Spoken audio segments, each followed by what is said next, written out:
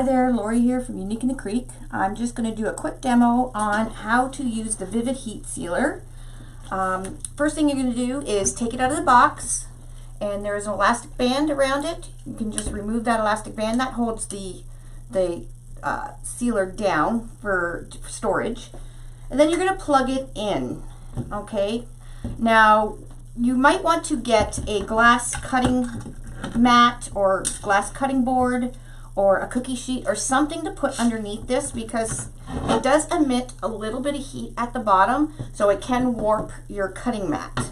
I'm using my old cutting mat as well, but I do have an old glass cutting board that I used to do painting on. So what I've done is I've lined up my glass cutting mat at 20 inches, only because it's in the center of my actual cutting mat. And when you're heat sealing mesh, especially if you're making flowers, you want to make sure what size mesh you're cutting. Meaning, some mesh now come in 10.5 inches by 10 yards, and some come 10 inches by 10 yards. Okay, so you'll want to check what you're working with, because if you want to make a perfect square, you're going to have to cut your mesh at 10.5 inches. If you're using 10 inches and you want to make a perfect square, you're going to cut your mesh at 10 inches. Okay, so that's something to be aware of. Okay, so I got my cutting mat, or my glass board, on my cutting mat at the 20. I'm now going to move my actual heat sealer right to the edge of the cutting mat, the cutting board, the glass cutting board. And then I'm going to take some Scotch tape and I'm going to tape it down, so it doesn't move when I'm heat sealing. So I'm just going to tape it right to my cutting mat.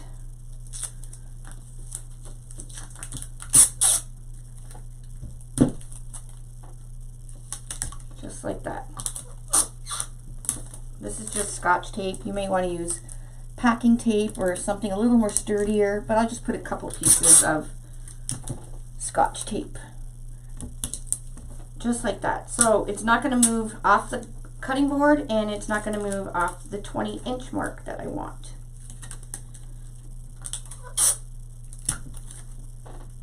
So usually when I'm heat sealing, I heat seal quite a few rolls. And I also want to forewarn you that you should be wearing a mask when you do this. Not a mask that you would wear for like the coronavirus or anything. You need to wear like a ventilated mask, okay? Especially if you're doing it inside. If you're doing it outside, there's no need for a mask. Okay, so we got our cutting board on the 20.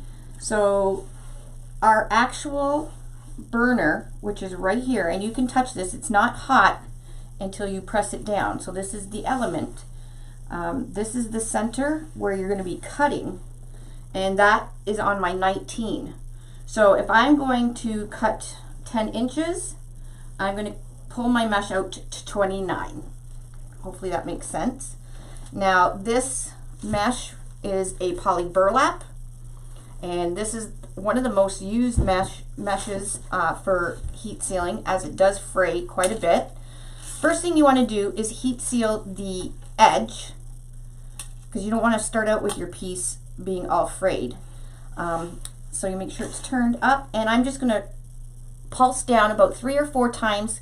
It takes about 3 or 4 times to get it heated up. Once it gets heated up, it goes really, really fast, okay? You'll hear a click. That's one. There's another click. You can see it starting to melt. And there's another click. So that's about 3. All right, now the next one shouldn't take as many. And eventually, about after the 4th piece, you only have to do it once. So I'm pulling my edge out to 29 inches. And I'm going down 1, 2, I'll do 3 just to be sure. And you can pull it. So there's 1. Pull it out really fast to the 29 again, or wherever you have yours marked. and you'll hear the click. I didn't even need, so that's twice. So this next one, we probably will only need 1 pulse. So I'm bringing it to the 29. You want to make sure your mesh is straight, so you can use your guidelines on your mat.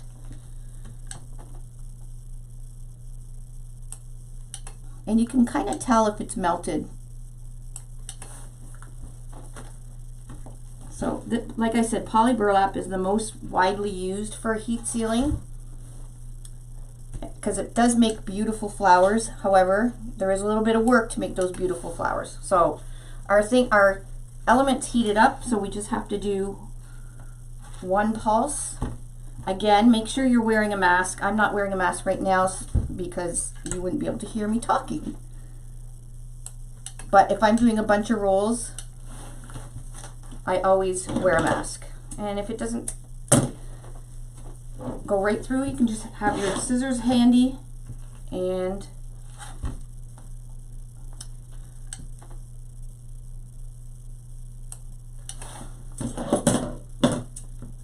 there we go.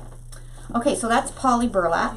I'm going to clean my element and the top of my arm here with just some polypropylene alcohol. So I have these little alcohol swabs, and I just wipe this down and let it cool for just a few minutes, and wipe both the arm and the element down for any plastic that might be left over.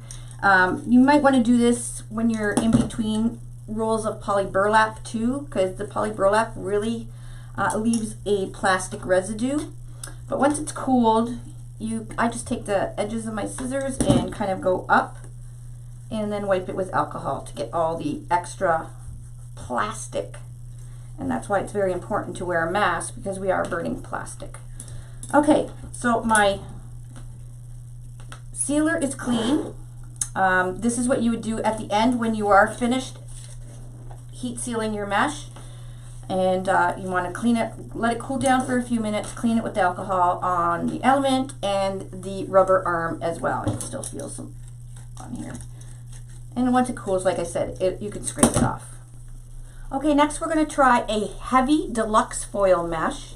Now, if your machine is, or your impulse sealer is heated up, or heated up, you'll probably only need to do 2 pulses. So we'll see. You'll be able to tell and use your own judgment. So this is a 10-inch, so I'm pulling it out to the 29 again. So that's 1, this is the second. I'll do 1 more, get it heated up. Third, so it cuts right through the metallic. So this next one should only take 2 pulses, hopefully. But like I said, once it gets heated up and you get going, you can cut a whole roll in a few minutes. There we go, that was 2. And this is the heavy foil, deluxe foil. Very pretty foil. 1, 2. So there you go. So it can do the deluxe foil mesh as well. Okay, now we're going to use a normal foil Deco mesh. This is an iridescent foil, very, very pretty. However, it's 10.5 inches. So what I'm going to do, since I have my heat sealer on the 19, I'm going to pull it out to 29.5. And once this gets heated up, you will only have to do 1 pulse through this one.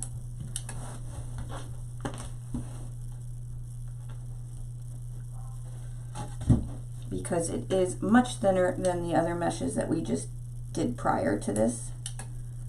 All right, it's getting heated up. Okay, so the next one should be 1 pulse.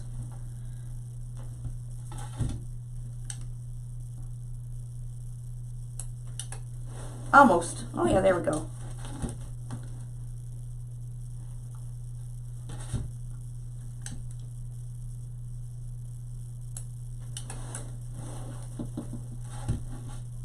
And if it doesn't cut like all the way through and it's just hanging by a metallic strip, I just keep continuing on and I'll cut it with some scissors.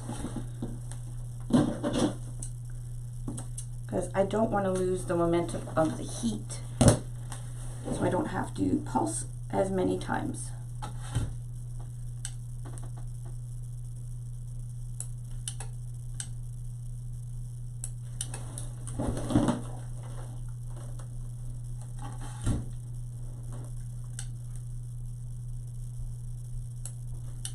There we go. Okay, so the next one we're going to do is fabric mesh.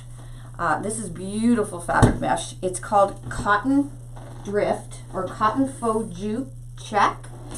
And there is quite a bit of jute fibers in here.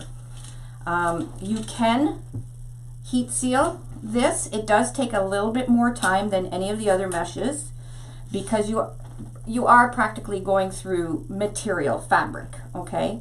So let's get this heated up. Again, you're going to want to wear your mask, but I'm just going to heat seal the edge first piece, and that'll get it warmed up anyways. So we'll probably have to do this about 4 or 5 times, maybe 6. There is a lot of fabric in here. This is more fabric than actual fabric mesh. So if we can cut this, you definitely can cut fabric mesh. All right, we're getting heated. It's melting. You can see the smoke coming off. All right, let's see. Oh, not bad. You can still see it's cutting the fabric. It's got a really bad odor. This is 10 inches, so I'm pulling it out to the 29. And let's see what we can do. So you may have to use scissors or a rotary cutter after you're doing this heavily jute mesh, because you can see there's a lot of fabric. However, it won't fray because you are melting the plastic in it, and that's what we're wanting to do with mesh. It's the plastic that frays. So let's see, 3, are we getting warmed up? Oh, we're getting better.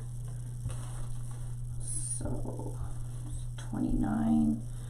And I can feel my throat burning already from not wearing a mask. So again, please wear a mask. I'm not wearing one for this demonstration purpose so I can talk.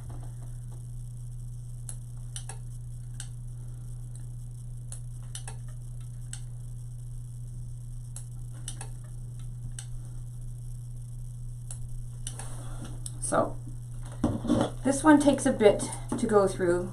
It is very heavy cotton jute mesh, but with time and patience you can heat seal it. This mesh is a normal fabric mesh, so it's got less fabric in it than the cotton jute, so it should cut a little bit easier. So again, we're gonna heat seal the end first piece, and let's get our heat sealer warmed up. And you can see already that it cuts much easier than the heavily cotton mesh. So this is normal fabric mesh. This one is 10 inches as well. So I'm going to pull it out to 29. Give it a couple pulses. And it's already cut through the very first one. So this one I'll only have to do, this next piece I'll only have to do 1 pulse. And it should, and you'll see it curling up. So there's the debunking of heat sealing fabric mesh. Is most definitely can be done. Okay, once you're done your heat sealing marathon, you want to unplug your heat sealer. And again, you're going to take some alcohol, just regular rubbing alcohol.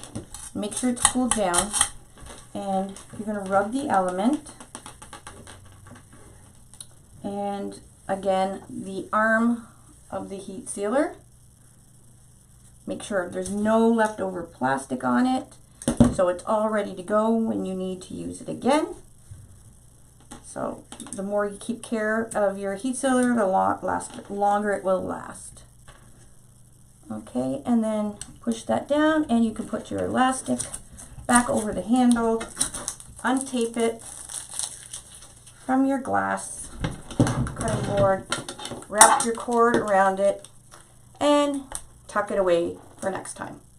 Thanks for watching.